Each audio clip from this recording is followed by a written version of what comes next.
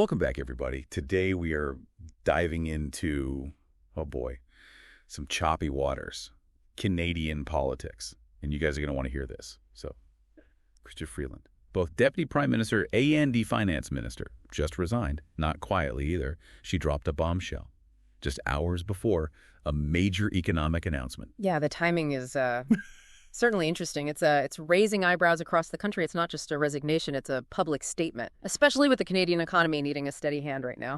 It was because she walked off stage right before the curtain call. So, for our deep dives today, we got to figure out why this happened, what it means for Canada's future.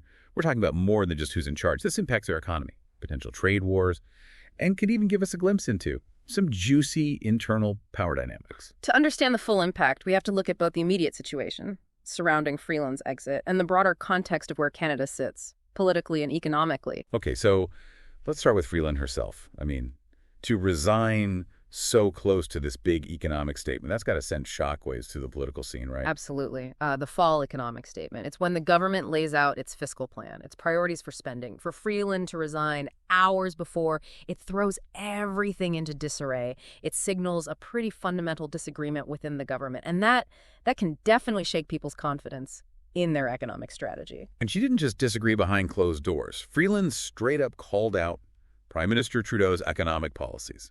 Remember that line from her resignation letter? Costly political gimmicks. Ouch. Yeah, that phrasing, that was a deliberate choice. It tells us Freeland had some serious concerns about where Trudeau was taking the economy. Maybe she saw it as short-sighted or even potentially damaging. In the long run, this public criticism is definitely a sign of a rift within the Liberal Party. Okay, so what exactly were these gimmicks that caused so much trouble? Wasn't it about the GST holiday that's going on right now? And those $250 checks the government was planning to send out. You got it. The GST holiday, which temporarily suspends the goods and services tax on essential items, is meant to give Canadians relief from the rising cost of living. The $250 checks are another form of direct assistance. Now, while these moves might be popular with voters in the short term, they also come with a big price tag. And that's where Freeland drew the line. She felt these moves were fiscally irresponsible, especially with that potential tariff war, with the U.S. hanging over everyone's heads. Exactly. Freeland was basically arguing that these measures would drain the government's resources, leaving Canada vulnerable to economic challenges, especially a trade war. With their biggest trading partner, her resignation letter specifically emphasized the need to keep our fiscal powder dry, which basically means having enough financial resources to deal with unexpected problems. So she was worried about being caught with their pants down, financially speaking, if things with the U.S. went south. That's a good way to put it. She felt these economic policies were putting the country at risk. Okay, so let's get into that potential tariff war. It's Trump back in the White House. Yeah. And he's already making noise about a 25% tariff on Canadian goods. How bad could that actually be for the Canadian economy? A 25% tariff on all Canadian goods would be a major blow. It makes those goods more expensive in the U.S., which hurts Canadian businesses and can lead to job losses. The impact would be widespread, from manufacturing to agriculture and everything in between. So how is Canada planning to respond? They're not just going to sit back and take that, are they? They must have some options. Canada is looking at a few different ways to handle this, including something called retaliatory tariffs, which they used when Trump imposed tariffs on aluminum and steel in his previous term. One example from that time that really stands out is the targeted tariffs on Yogurt? Yogurt. Seriously, that sounds weirdly specific. It was, and it was strategic. The Canadian government imposed a 10% tariff on yogurt imported from the U.S., but they focused it on one specific plant in Wisconsin. And why Wisconsin, you might ask? It just so happened to be the home state of the then House Speaker, Paul Ryan, a close ally of Trump. So they hit Trump where it hurts, his political allies. Clever. But does that kind of tactic actually work? Can you really win a tariff war? Tariff wars are rarely about winning, more often than not. Both sides end up getting hurt economically. While that targeted yogurt tariff eventually played a role in getting those steel and aluminum tariffs lifted, it also caused harm to businesses and consumers on both sides of the border. It's a delicate balancing act, trying to protect your own interests without triggering a full-blown trade war. Speaking of delicate situations, let's talk about something that hasn't been said out loud: the rumored tension between Freeland and Trudeau. Was there something more going on behind the scenes? Well, our sources suggest there might be more to this story. Reports indicate the relationship between Freeland and Trudeau had been strained for a while. There were disagreements over policy, clashes over communication styles, and even whispers of a rivalry brewing. Okay, now things are getting really interesting. Rivalry, you say.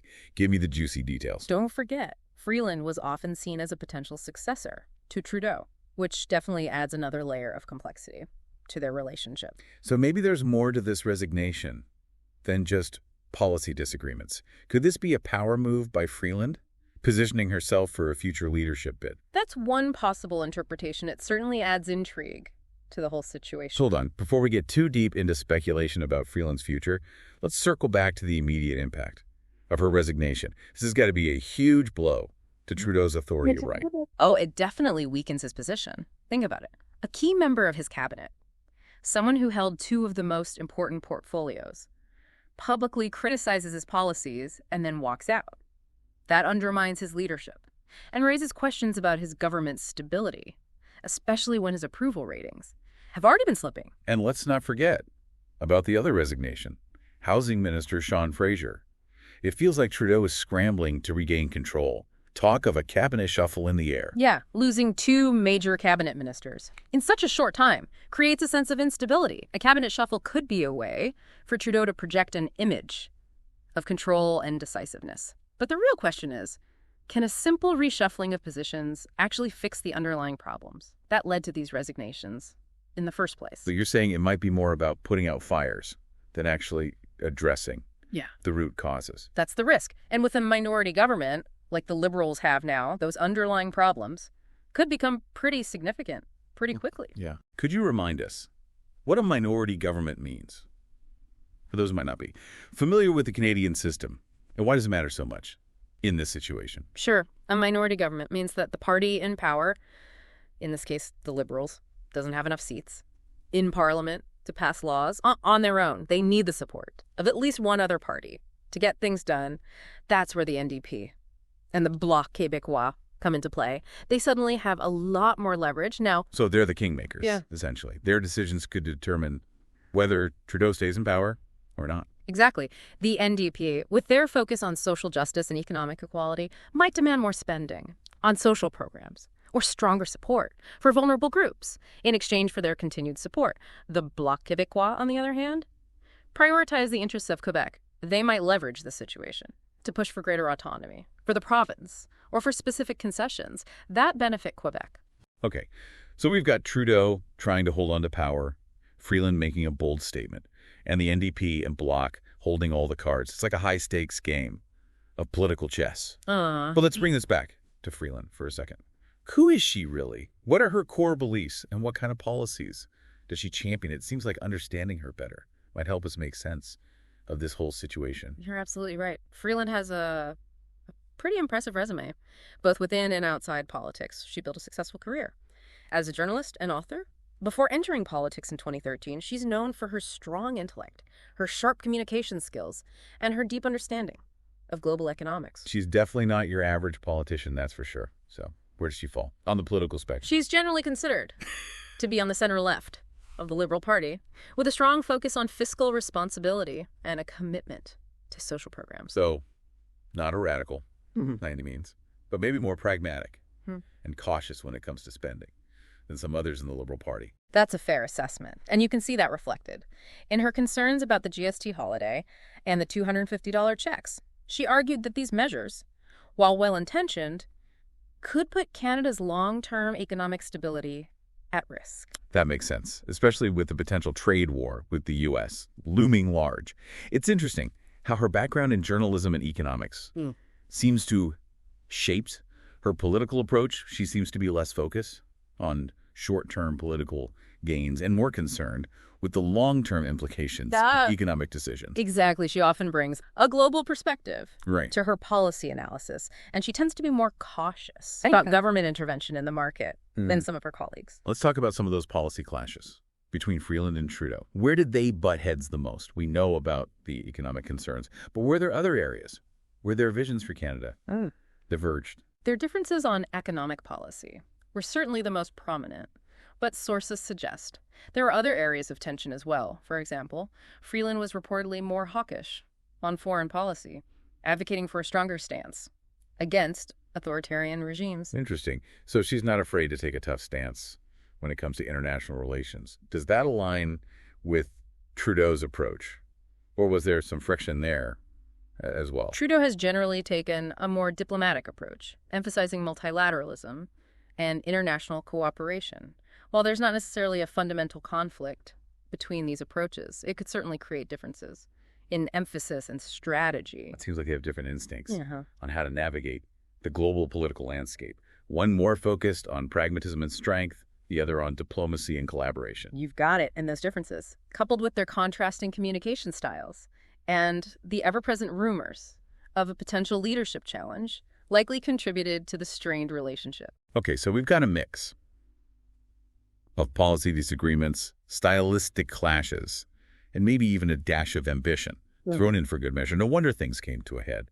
But even with all that, is it possible that Freeland's resignation was driven by something deeper, something more personal, like a fundamental disagreement about the direction of the Liberal Party, or even about Trudeau's leadership itself? That's certainly a possibility. We know that Freeland has expressed concerns about the party's drift towards populist policies, prioritizing short-term gains over long-term fiscal responsibility. It's possible that she felt she could no longer be complicit in decisions that she believed were ultimately harmful to the country. So, maybe a matter of principle. She felt like she had to take a stand, even if it meant sacrificing her own position. That's a plausible interpretation. It's clear that Freeland is someone who takes her principles seriously, and her resignation letter, with its pointed criticism of Trudeau's economic policies, suggests that she felt a moral obligation to speak out, even if it meant ending her time in government. It's a bold move, for sure. But what does it mean for the Liberal Party itself?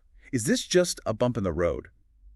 Or could Freeland's departure trigger a deeper crisis within the party? That's the big question. It's too early to say for sure, but this definitely has the potential to create a lasting impact. All right, so we've covered the political drama, the personalities, and the potential power shifts. But let's not forget about the other elephant in the room, Canada's economic outlook. How does Freeland's resignation, on top of everything else we've discussed, impact that? Well, it injects a significant dose of uncertainty at a time when things were already pretty shaky. The markets hate uncertainty. And this situation throws a wrench into any predictions about Canada's economic future.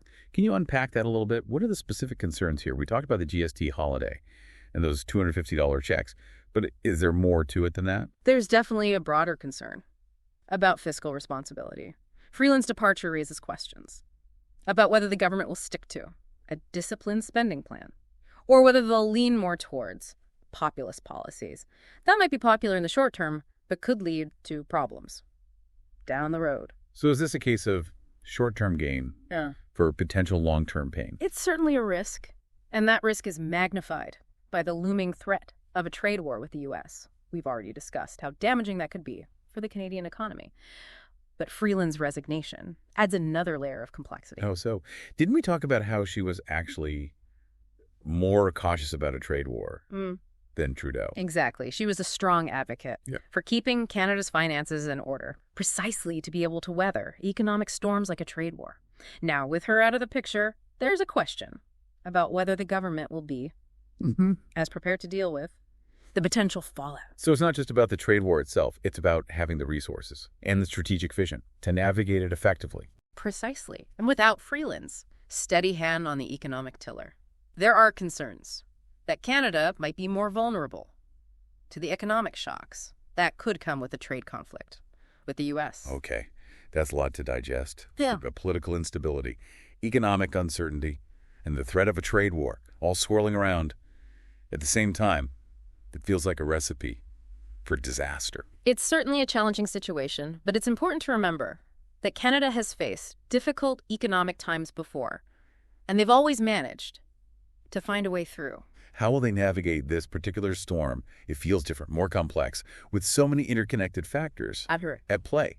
What are some of the potential paths forward? Where could this all lead? Well, a lot depends on how the political landscape settles. If Trudeau manages to stabilize his government, if he can find a way to reassure the markets and project an image of competence and control, then Canada might be able to weather the storm. Well, what if he doesn't? What if the instability continues or even escalates? What are the worst-case scenarios? In a worst-case scenario, continued political turmoil could lead to a loss of confidence in the Canadian economy, both domestically and internationally.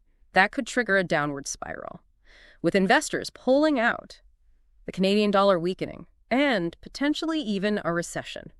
That's a pretty grim picture. But are there any silver linings here? Could this crisis potentially lead to positive change?